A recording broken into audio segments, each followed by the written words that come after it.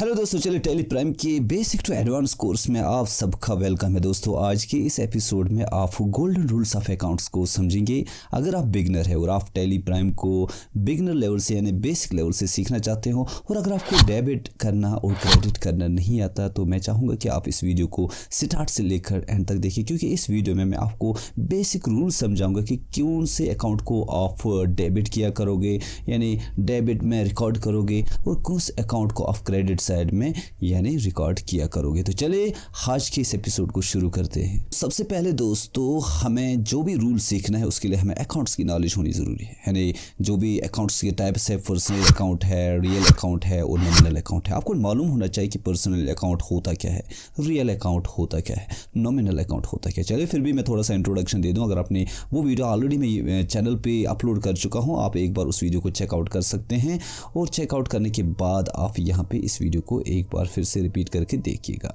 तो चलिए दोस्तों यहाँ पे पर्सनल अकाउंट यानी वो अकाउंट जो किसी पर्सन का होगा, किसी ऑर्गेनाइजेशन, किसी भी फर्म का जिसके साथ आपका लेन देन होगा उसको पर्सनल अकाउंट कहते हैं। तो यहाँ पे रूल में ये बताया गया है कि अगर debit the receiver credit the giver यानी वो पर्सनल अकाउंट को डेबिट किया जाएगा जो रिसीवर होगा और उस पर्सनल अकाउंट को क्रेडिट किया जाएगा जो गिवर होगा। यहाँ पे देखिए अब हम आगे जाएंगे, कुछ एग्जाम्पल्स के थ्रू इसको समझने की कोशिश करते हैं। जैसे देखिए ओनर सबसे पहली एग्जांपल है, owner invest ₹1 lakh cash on his business. यानी मान के चले कि आप अपना बिजनेस शुरू कर रहे हो और आप ओनर हो, आपने बिजनेस में ₹1 लाख इन्वेस्ट किए हैं। तो आपका अकाउंट मेंटेन करता है, एक स्पेशल अकाउंट टैली के अंदर मेंटेन होता है जिसे आप कैपिटल अकाउंट बोलते हैं, जो आपने सुना होगा कैपिटल अकाउंट। और जो ये अमाउंट है इसको कैपिटल अमाउंट बोलते हैं। तो कैपिटल अकाउंट क्रिएट किया जाता है और कैपिटल अकाउंट एक पर्सन का होता है यानी आपका है, आप एक कंपनी के ओनर हो, स्पेशल अकाउंट है आपके लिए कैपिटल अकाउंट। तो capital account is personal account. और चलिए पर्सनल अकाउंट का रूल अगर यहाँ पे अप्लाई करेंगे तो हमें इस रूल से ये पता चलता है कि यहाँ पे सबसे पहले ट्रांजैक्शन कैपिटल अकाउंट है और कैश अकाउंट है। तो कैपिटल अकाउंट को यहाँ पे डीआर यानी डेबिट किया जाएगा या सीआर किया जाएगा, ये देखना है। तो कैपिटल अकाउंट को क्रेडिट किया जाएगा, क्यों? क्योंकि ओनर जो है वो गिवर है, वो पैसे इन्वेस्ट कर रहा है, वो गिवर है तो वो क्रेडिट होगा और कैश अकाउंट यहाँ पे डेबिट होगा। तो यहाँ पे हम देख सकते हैं, यहाँ पे देखिए कैपिटल अकाउंट क्रेडिट हो रहा है 1 लाख से और कैश अकाउंट को आपने इस एंट्री में क्रेडिट करना होगा। तो चलिए दोस्तों अब हम एग्जांपल नंबर 2 पे जाते हैं। Purchase goods of ₹30,000 from Ravi traders. अब आप परचेज कर रहे हो कोई चीज़, कोई सामान आप खरीद कर रहे हो रवि ट्रेडर्स से, और रवि ट्रेडर्स एक सैलरी क्रेडिटर है क्योंकि आप उससे माल उधार पे खरीद रहे हो। तो रवि ट्रेडर्स पर्सनल अकाउंट है और आपका परचेज अकाउंट, क्योंकि सामान का नाम नहीं लिखा, मटेरियल का नाम नहीं है, आइटम का नाम नहीं है, सीधे लिखा गया है परचेज ए गुड्स। तो परचेज अकाउंट या गुड्स अकाउंट आप बोल सकते हो। तो परचेज अकाउंट और गुड्स अकाउंट है यहाँ पे। और यहाँ पे देखिए परचेज अकाउंट को डेबिट किया गया है 30,000 से और रवि ट्रेडर्स को क्रेडिट किया गया है। क्यों? क्योंकि रवि इस वक्त आप रवि से परचेज कर रहे हो तो रवि गिवर है। जैसे कि रूल में हमने पढ़ा है debit the receiver credit the giver. तो गिवर यहाँ पे रवि ट्रेडर्स है तो इसके अकाउंट को हम यहाँ से क्रेडिट करेंगे। तो यहाँ पे फिर से एक एग्जांपल को समझते हैं। Payment of ₹20,000 to Ravi traders on cash.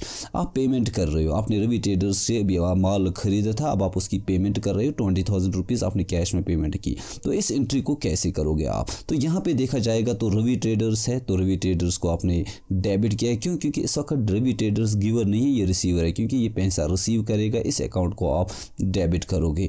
और पेमेंट किया आपने कैश तो कैश अकाउंट को आप क्रेडिट करोगे। तो इसी तरह हम sold a goods of ₹40,000 to Nishan and sons. Nishan and sons को आप सामान बेच रहे हो तो that mean Nishan and sons इस वक्त जो है रिसीवर है क्योंकि आप उसे सेल कर रहे हो।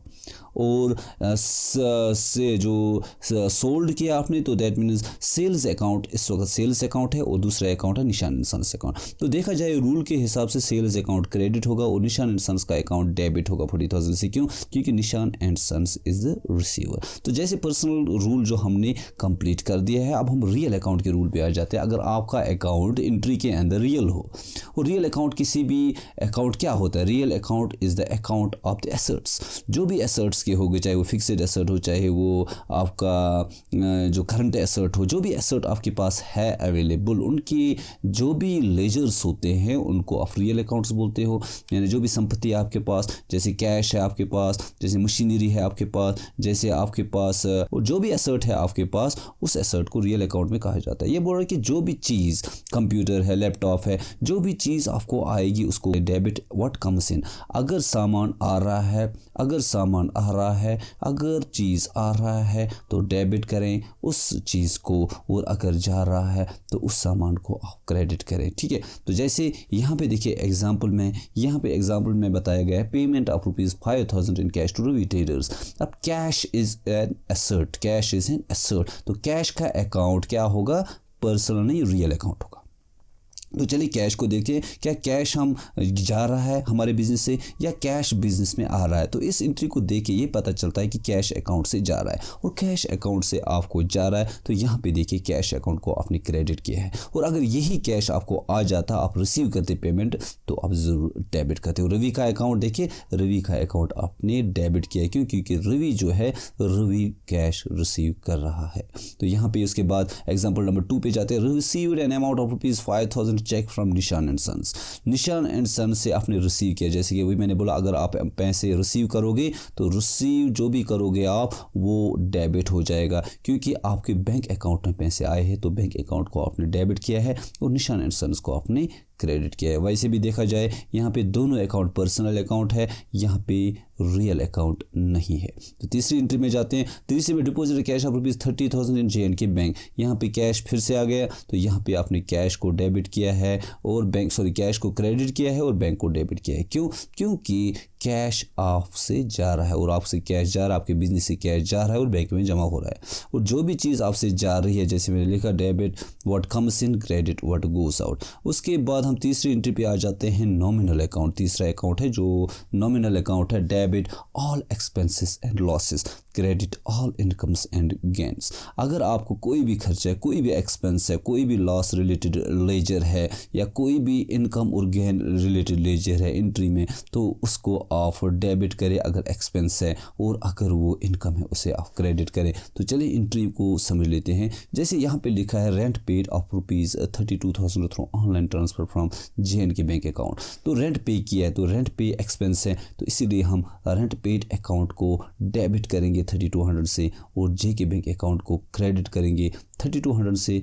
गलत हुआ है, 32,200 है दोस्तों। ठीक है, उसके बाद यहाँ पे दूसरी एंट्री है, यहाँ पे दूसरी एंट्री को चेक करते हैं। तो दूसरी entry electricity bill paid. Electricity bill आपने पे किया है, इलेक्ट्रिसिटी बिल अकाउंट डेबिट हो जाएगा। क्यों? क्योंकि ये भी क्या है, यहाँ पे देखा जाए इलेक्ट्रिसिटी बिल पेड, ये एक्सपेंस है तो एक्सपेंस को डेबिट करोगे, और कैश को आप क्रेडिट करोगे।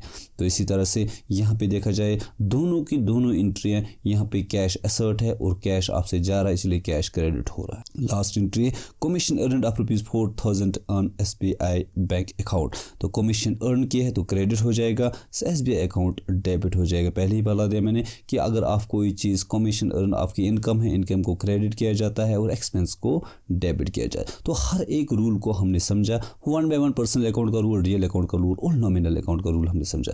इसी तरह दोस्तों अगर आपको सिंपल में याद रखना है, शॉर्टकट वे आपको रिमेंबर रखना है, तो इस चीज़ को ज़रूर देखिए।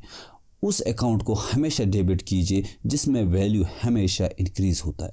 If there is an increase in account, यानी अगर आप ट्रांजैक्शन देख रहे हो, उस ट्रांजैक्शन से आपको ये पता चल रहा है कि किस अकाउंट में इंक्रीज़ हो रहा है और किस अकाउंट में डिक्रीज़ हो रहा है। और जिस अकाउंट को इंक्रीज़ हो रहा है उसको डेबिट करें, और जिस अकाउंट को डिक्रीज़ हो रहा है उसे क्रेडिट करें। तो चलिए दोस्तों आज बस इतना ही पढ़ लेते हैं, और अगर आपको समझ आए तो नीचे कॉमेंट बॉक्स में ज़रूर अपना सुझाव दें, अपना कॉमेंट दें, और अगर सब्सक्राइब नहीं किया हो तो दोस्तों सब्सक्राइब करें। और अगर आप कुछ और सीखना चाहते हो तो ज़रूर नीचे कमेंट बॉक्स में कमेंट करें कि आप क्या सीखना चाहते हो। चलिए मिलते हैं नेक्स्ट एपिसोड में, तब तक आप अपना ख्याल रखिएगा। अल्लाह हाफिज़।